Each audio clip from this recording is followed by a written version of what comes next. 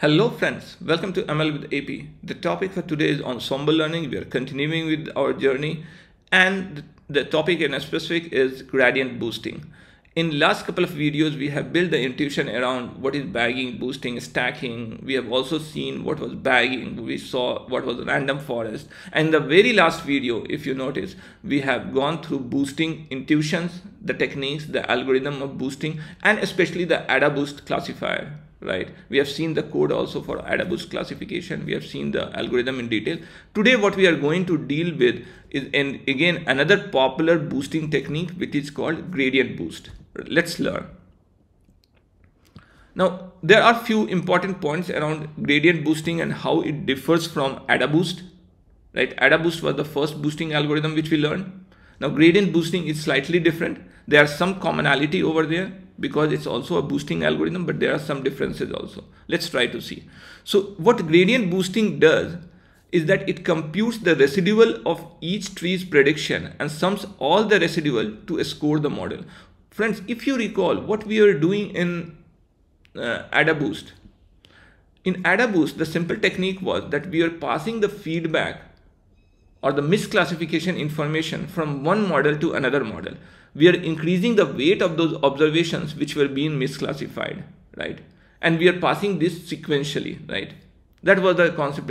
And at the end, what we are doing to calculate the final prediction, we are doing a weighted sum.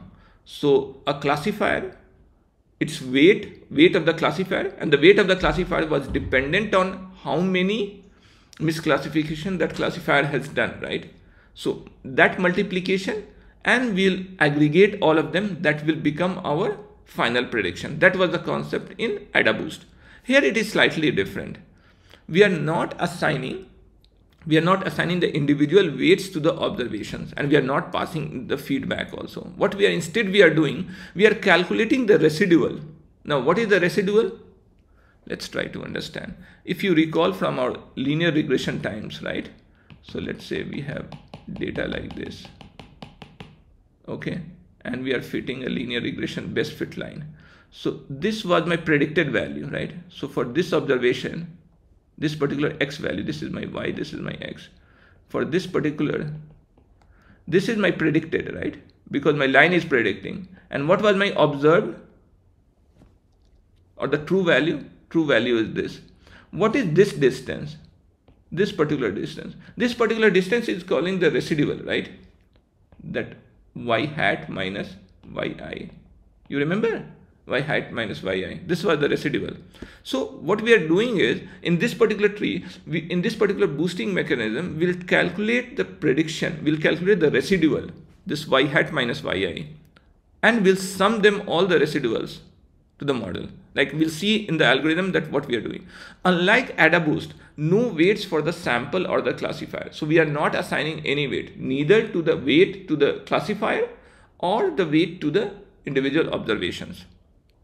Again, unlike AdaBoost, in AdaBoost we are saying that the concept of weak learners, right? And we are making a strong learner, and we are starting with the decision tree stumps. Right? These stumps were what? Either the depth 1 or depth 2. That's what we used in AdaBoost, right? But over here, we do not restrict ourselves to decision tree stumps in gradient boosting. We can expand, and we can expand it to, usually the computer scientists love the power of 2. So the normal is that you grow the leaf to between 8 to 32, right? So the leaves should be between 8 to 32. Depending on that, how much depth is that, you can specify that. So it's not a fully grown tree, but it's not a stump either. It's somewhere in between. That's what the gradient boosting recommends. Like AdaBoost, this also is trained sequentially. This is a boosting algorithm. Boosting algorithm works in a sequential manner, right? One trained, the learning from the one goes to another, the learning from the another goes to another, right? In case of AdaBoost, the learning was the misclassification information, right? Over here, what we are doing, we are passing on the residuals. Right? So unlike AdaBoost, this is also trained sequentially. Instead of weight of classifier or samples, so we are not providing the weight of the classifier or samples, we rely on the gradient, similar to gradient descent optimization, but done on decision tree. So if friends, if you have seen my my gradient descent video, if not, please go and watch that. It will give you an intuition of how gradient descent works. But our passing the this gradient boosting, and the gradient word comes from that, you'll see that we are making a loss function. We are taking the gradient out of it, and we are taking a small steps toward our optimized value, right? Minimizing the loss function. This is very similar to how gradient descent works, but this is working not in a regression setting, but this is working on the decision tree setting. Okay, so this is what few of the points which you should keep in mind before we go deeper into the algorithm. This is the algorithm for the gradient boosting, right?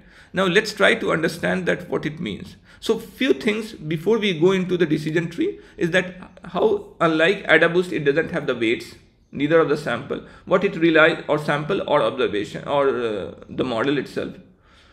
The second thing, it relies on the gradients. It is sequential model. The fourth thing is that it relies on the residuals. What is the residuals? That y hat minus yi, that observed, the predicted minus observed value, right? Correct? So these are the things which you have to keep in mind, and let's go into the gradient descent algorithm. So what it will do is, the first thing, the first line, a step 0, what it's saying, input data, xi, yi, I is equal to 1 to n. How many observations we have? A small n. What is my data look like? That x is little in bold, that means x is a vector. So for our purpose, let's assume that x is just one feature, okay? But it could be a multiple feature. That's why it is bolded over here. And y is a series, right? This could be a data frame, this could be a series, right? That's why it's not bolded, and it is a label. So yi is my label. Now what we are creating, we are giving a loss function which is differentiable. Now friends, if you recall, in gradient descent, the whole concept of gradient descent was that we are creating a loss function which is differentiable at all points. Why differentiable? Because we have to it cannot be discrete at any point, because we have to calculate the gradients or the tangent or the first differential at all the points, right? So we have to have a loss function which is differentiable at all points. We'll just see in a minute what we mean by that. In step 1, what we are doing, we are initializing the model, right? The first model, h0x. And what it is initializing? Argmin y hat. L is my loss function, yi minus y hat. So this is my loss, right? This is my loss. And what I'm trying to do, I'm trying to get this. So that means I'm get a value of y hat which minimizes this loss, correct? Which minimizes this loss. So my model should be such that it minimizes the loss. That's the whole concept of any machine learning model, right? We minimize the loss, and that's how we got the model parameters, right? So my h0x should minimize this particular loss function. Okay, now let's try to see that what are the loss functions, right? In case of linear regression, what was the loss function? MSE, mean square error. In case of logistic regression, what was the loss function? The binary cross entropy, or log loss, what we call, right? Let's see that what are the loss functions which are available for gradient boosting. In case if you are doing a gradient descent regression, then this is what? This is your nothing. This loss is what? If you recall, this loss is a mean square loss, right? So yi minus yi hat, this is yi hat, this is the predicted, this is the observed, and the square of that. Why we are putting half over there? If you recall, because since we are taking the first differential, this 2 will conveniently come over here, and this 2 and 2 will cancel, and then we can take the differential, right? When we are taking the differential, this del L, or the first differential of this loss function, del L yi fxi by del L fxi will be what? Yi minus fxi. Correct? True? The negative of we always have to go in the negative direction of the gradient, right? To arrive at the minima. The loss function is always getting minimized. We have to take the negative of the gradient. Let's try to break it down for this particular example. Okay, maybe I'll show you over here. Let me write it down. So this was my loss function. This is my loss function defined, right? This is my loss function defined, correct? And this is my differential, the first differential, right? The first differential. How do we calculate this? we do by the chain rule, right? If you know elementary calculus, let's see, let's hang on with me. So when I do the del L by del with respect to this particular variable fxi, what will happen? The first thing what we need to do is the differential of this is a constant, so it will come half. The differential of this will become what? 2 yi minus fxi, correct? And then this term also needs to be differential. So after that we have to do del yi minus fxi by del fxi, right? Into, right? This is what it will be. This 2 will be cancelled. That's why I'm saying that why we are putting 2 over here. What ultimately it will be? It will be yi minus fxi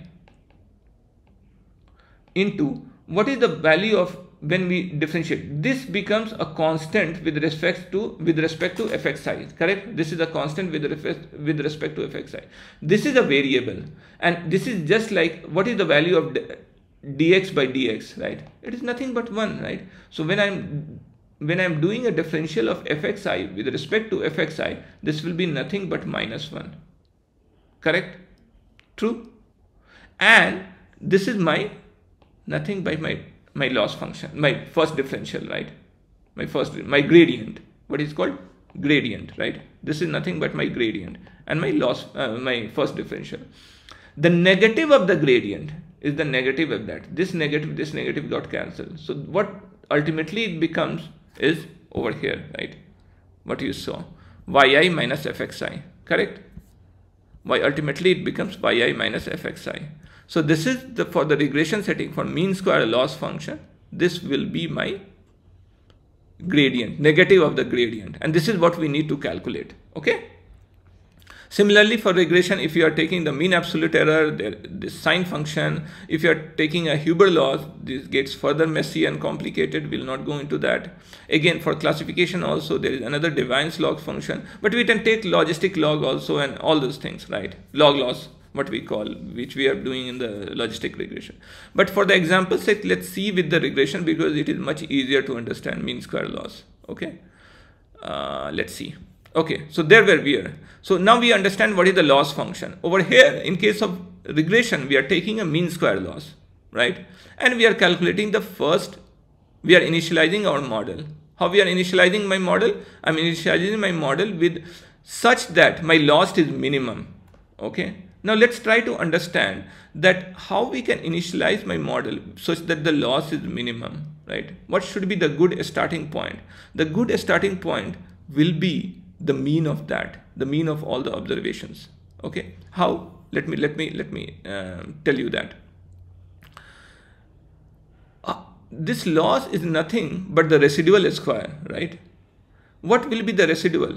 Like if suppose we have 5 data points, 1, 2, 3, or 10 data points, 1, 2, 3, 4, 5, 6, 7, 8, 9, 10. And if I have to speak, I have to tell you, let me just show you over here. Suppose we have 1, 2, 3, 4, 5, 6, 7, 8, 9. Maybe the mean of this will be what? Okay, let me take an easier example maybe. Okay, so it will be much easier for me to do the calculation. 2, 4, 6. Let's say we have only 3 observations. Okay, 3 observations, 2, 4, 6. Okay, something like that. Now we have to calculate a loss, right? The loss when we are initializing, what should be my prediction? What should be my yi hat? My yi, I know, is the element of 2, 4, 6, right? What should be my y hat so that my loss, which is a residual or mean square loss, right? MSE loss is minimum, right? What I will do is I will take the average of this, right? 4 is the average of this. So the first thing will become 2 minus 4 the whole square. The second thing will become 4 minus 4 the whole square.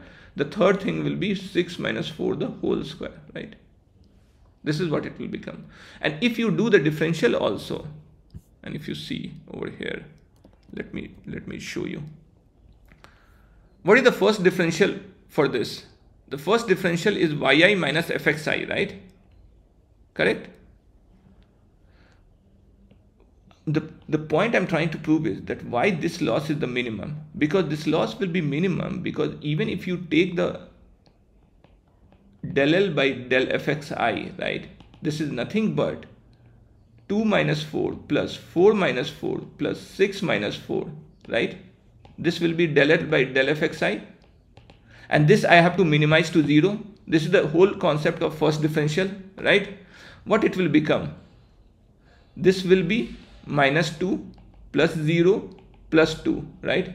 This is equal to 0. So my del L del fxi becomes 0 only when I'm taking the mean of that, right, as my yi hat, right, when I'm taking the mean. That's why we should initialize it at the mean, because even with my simple calculus or the first differential and minimizing this is coming as the mean. What will be my loss? My minimum loss will be 4 plus 0 plus 4 is 8.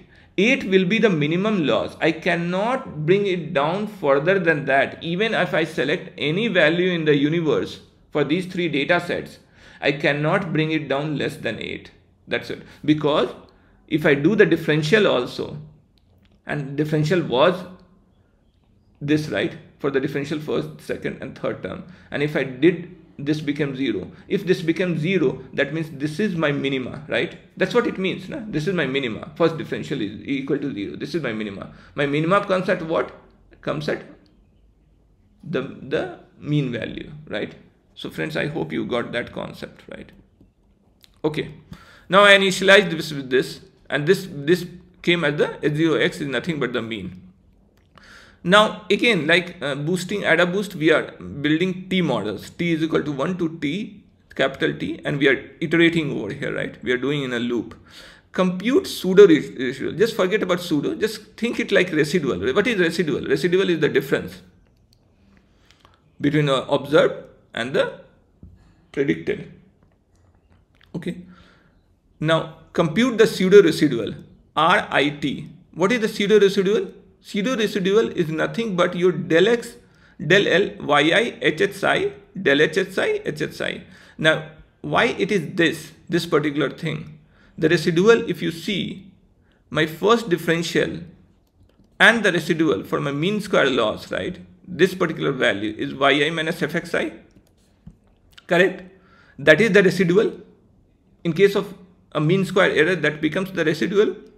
Correct? This becomes the residual.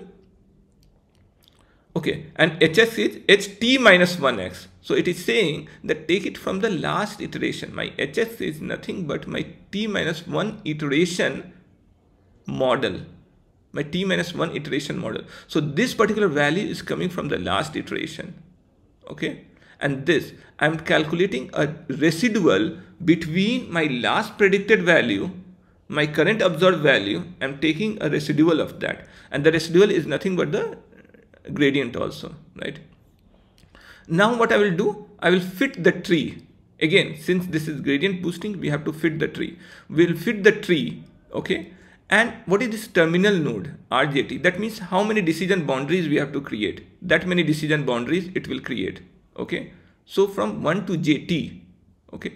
These many decision boundaries, depending on the number of nodes which you have, that many terminal nodes will be created, right?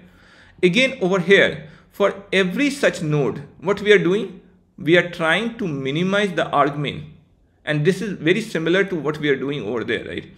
But here, the loss is, what is the loss? Yi, my ground truth, my observed, but the loss has changed over here. This is my previous prediction, plus the prediction, this y hat is the prediction which is coming out of the tree, right? And how I was fitting the tree? I was fitting the tree not on my observations, but I was fitting the tree on the residuals. Fit the tree to RIT. RIT is residual. RIT is not the observations. This is a very important point. I'm fitting the tree on the residual. Whatever is the output which is coming, prediction which is coming, which is y hat, I'm adding it over here. Again, I'm trying to minimize my loss. Okay, clear? And then after that, I'm updating my HTX. How I am updating? This is the final additive formula, similar to your AdaBoost also. HT minus 1x plus alpha. Okay, this alpha is a learning rate. Instead of weight over there in AdaBoost, this alpha is a learning rate over here, similar to gradient descent. We keep it between 0.1, 0.2, something like that. And we multiply it by alpha. And then what we are doing over here, HT minus 1x, the previous models, and I'm adding a term over here. What is the term? The term is the newer prediction, right? The newer prediction which is coming from this particular iteration. I'm summing them up. I'm multiplying it by alpha, by a factor, okay? And then I'm adding it to the HT minus 1, the last model prediction, and I'm returning to HTX. Again, it will go in the loop, right? I think I will try to do a solid example so that this algorithm becomes more clear to you, okay?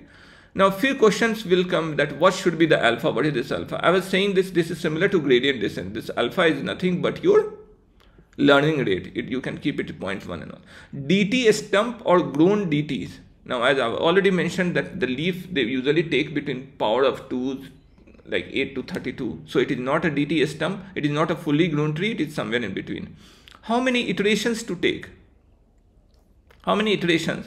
Now that's a hyperparameter, right? How many iterations you want to take? But usually you build like maybe 100 iterations or 50 iterations, something like that, and you do a cross validation and you try to see that, or you do a grid search CV and you try to see that what is.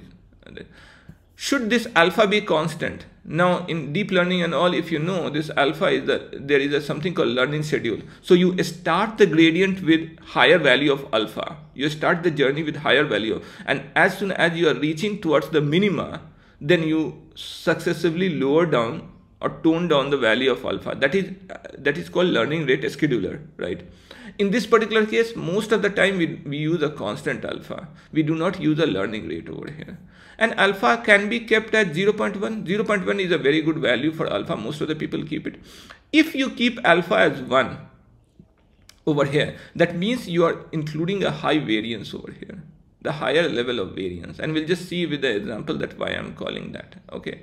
With 0.1, what you are doing is that you are deciding the step size. You are taking baby steps towards that. You are not jumping. You are taking baby steps towards the minima where you are arriving, right? Okay. Let's try to see this. And if you have question, I hope I was able to make you understand. But if you have a question, and this is very similar, if you include all the knowledge which you have from the gradient descent, if you apply over here, these things becomes very simple. The only thing to note is, there is a funny thing which is little peculiar, is that this y hat is not the prediction. It is the prediction, the observation, the prediction on the, we are fitting the residual in the last iteration. We are fitting the residual, the prediction from the decision tree for the residual, we are adding over here, right? So we'll see it with an example that what it means. We have already seen that there are various loss functions. Okay, let's try to see it with an example. This algorithm, the whole algorithm, will run it with an example and let's see how it works. Okay, suppose we have a small data set. Okay, only 4 observations. We have h square foot, two features, h1, h2, square foot, and the age of the apartment, and the price. And the price is perhaps in lakhs, like 10 lakh, 13 lakh, 9 lakh, 15 lakh. Okay, simple data set. And we'll try to do. What is the first thing which we are doing? We are initializing. And here we are seeing that h0x, argument of lx, yi, big words, right? What we are doing over here, we are initializing with the mean. Why we are doing the mean? Because if you do a first differential of that, equate that to 0, ultimately it will come as the mean for mean square error loss, right? For mean square error loss, it will become mean only, right? We have already seen that. So my initialization or my first step over here, this particular thing, initialize step 1. Step 1 is what? Initialize with mean. This step is done. So these are my observations. I have initialized, I have taken their mean and I have put it over there. Okay, clear? Now first iteration, first classifier, what will I do? This is my initial data set, right? And this is my, from the step 1, my mean, right? Now what will be my first iteration residual? What is residual? Observed minus predicted, right? So this minus this 1.75, correct? This minus this 1.75. This is my residual. Similarly, I have calculated residual for all 4 observations. Okay. Now what will I do? I will fit this particular residual. Now if you see over here, compute the pseudo residual, and my pseudo residual was what? Just the differential in case of regression loss or mean square loss. It is just this, right? Correct? So my pseudo residual, which is represented by this complicated gradient formula, is nothing but that particular thing, right? The minus. That's what I am doing over here. My first residual I have calculated simply by summing this, subtracting this from this. Now I have to do the prediction from the dt. What is that? A step. Fit tree RIT value. So I have to do a fitting of the RIT value for the first iteration, right? This is going in a loop, friends, right? T is equal to 1 to T. Here T is like, probably I will build only 3 iterations, right? And how many observations I have? I have 4 observations. So it is asking me to fit the residual to the first model. So what will be my Y? My Y is nothing but the residual. This is my Y. What are my X? My X are this. X are this. Y is not this. This is the new Y. Residual is the new Y. Okay. And I will run a decision tree regression. Okay. With leaf node between 8 to 32 and all those things. Okay. So I have done that beforehand and I have got the prediction. My prediction is, since I am running it with a decision tree of depth 1 or maybe 2, my prediction, let's say it has come like this. Okay. My prediction has come like this. Okay. This is my prediction from the dt. Correct? Based on what observations? My Y was this. Y was not 10 and 13, 9 and 15. My new Y was this in first observation, right? This is what it is saying, right? Fit the tree, RJT. Okay. Now what I will do is, after that, what I'm doing is my alpha I have taken as 0.1. Okay. What it is doing over here? It is doing nothing but ht minus 1x, the last observation, plus alpha, which is learning rate, into the predicted value which is coming out of that, right? Okay. Now the predicted value which is coming out of that, what I'm doing, I'm multiplying by 0.1. Okay.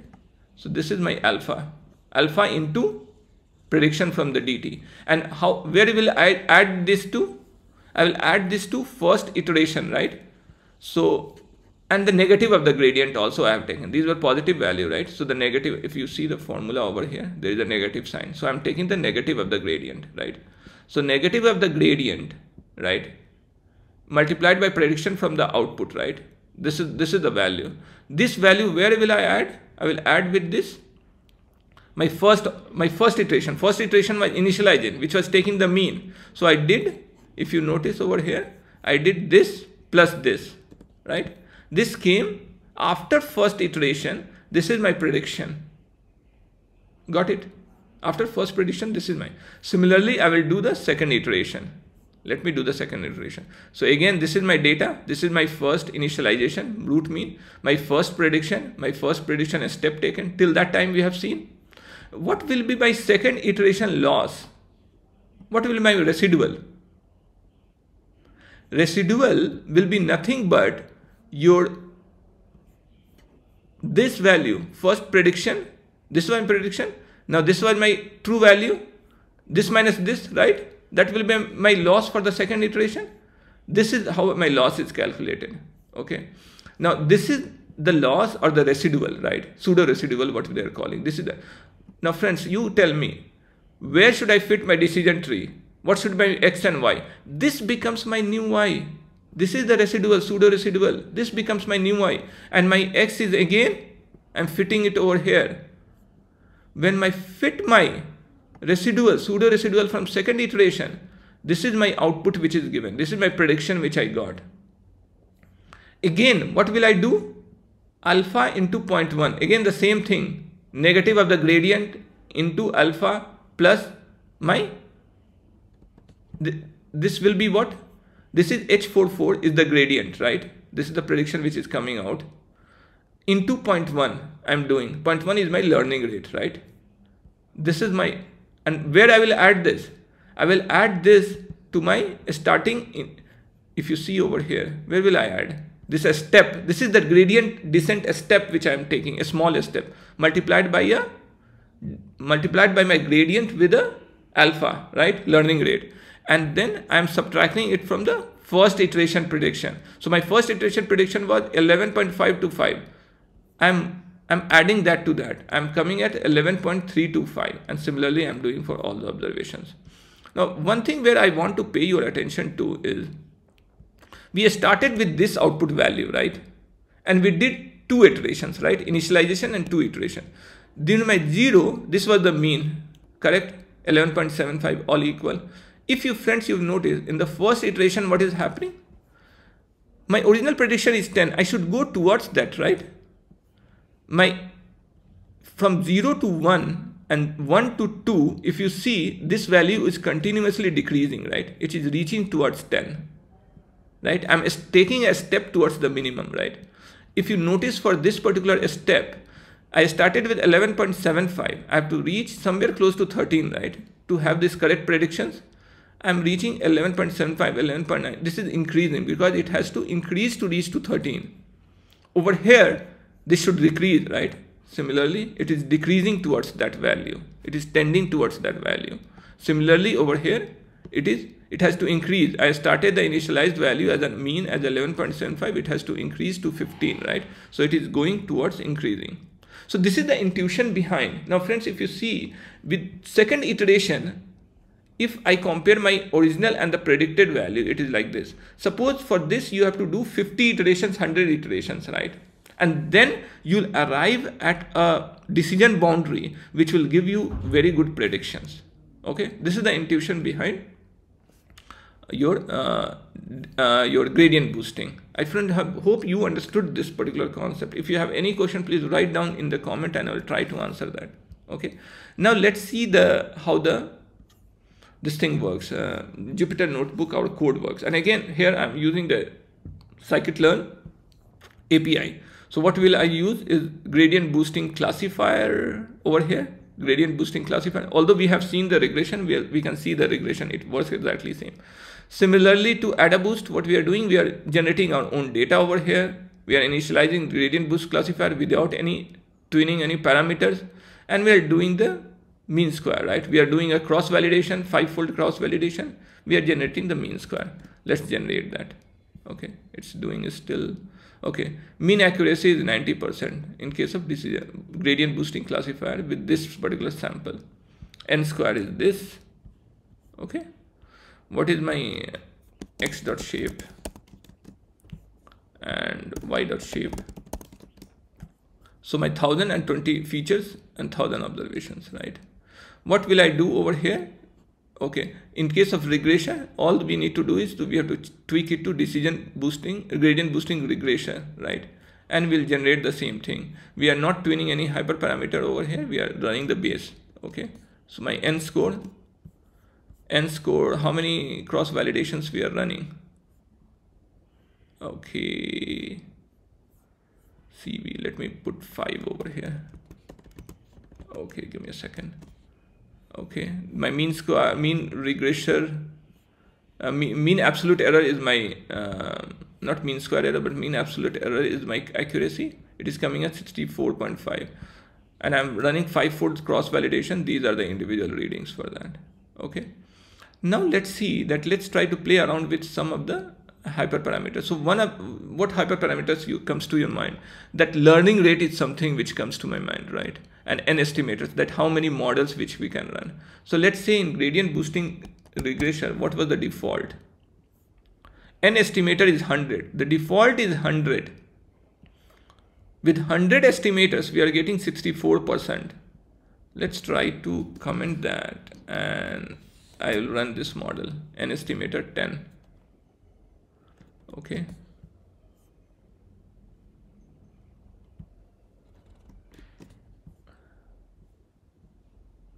Oh, my mean absolute error has increased over here. Did it increase or decreased? Yeah, it has increased over here, right? So my N estimator 10 is not performing so well, right? It has higher bias, it seems. Okay, so let's see with the default, which is 100, right? If you do, it is 64, mean absolute error is 64. Okay, let's try to tweak with one other parameter, which is the learning rate. Let's try to see what is the default learning rate. Let's just see over here. I do this. Okay, let me just, yeah. Learning rate default is 0.1. If you do not specify, it's considered as 0.1. Let's see if my learning rate is 0.01, what happens. Then my mean absolute error goes high. If my learning rate is 0.1, what happens?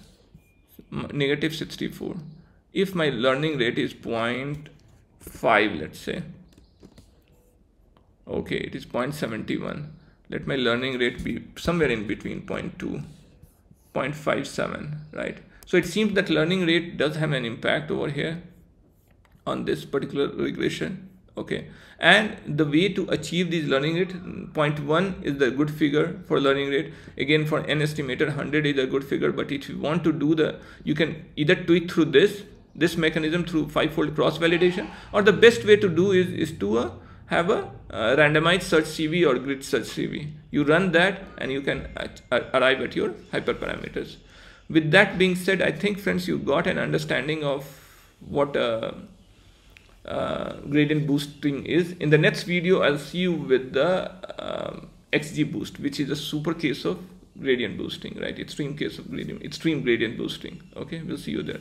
Till then, if you have any comments or if you have any question, write it down in the comment. I would love to see your comments. Okay, with that being said, thank you. Bye.